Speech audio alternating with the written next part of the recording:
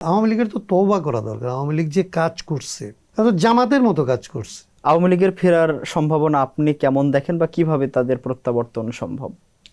এখন পর্যন্ত আওয়ামী লীগ যেভাবে আছে তাতে তো কোনো ফেরার জায়গা দেখি না। আওয়ামী লীগের ফেরার জন্য একটা ধরেন প্রথমত যে কোনো জিনিসেরই তো আমাদের তো একটা ফয়সালা লাগবে। আওয়ামী লীগকে তো আমরা চাইবো যে আসলে আওয়ামী লীগ এই সোসাইটির মধ্যে একটা তার যা কিছু ভুলভ্রান্তির পরেও এই সোসাইটিতে তারা যেন আসলে অ্যাক্ট করতে পারে, ফাংশন করতে পারে, তার নাগরিক অধিকার যেন সে ভোগ করতে পারে। তার জন্য প্রথমত রাজনৈতিক দল হিসেবে, যেটা আমি বিএনপিকে বললাম যে তার ইয়ে করতে, আওয়ামী লীগের তো তওবা করা দরকার। আওয়ামী লীগ যে কাজ করছে তা তো জামাতের মতো কাজ করছে।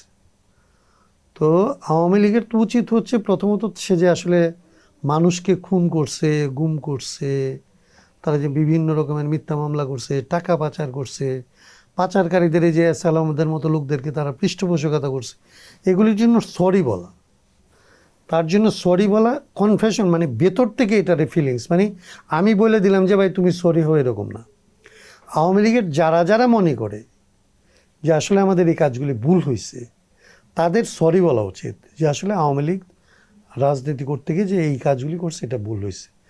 দেন তাদের মধ্যে যদি এগুলির জন্য যারা দায়ী তাদেরকে বিচারের ক্ষেত্রে আওয়ামী লীগের নিজেরই হেল্প করা উচিত যে আমাদের এই লোকগুলি হচ্ছে দায়ী।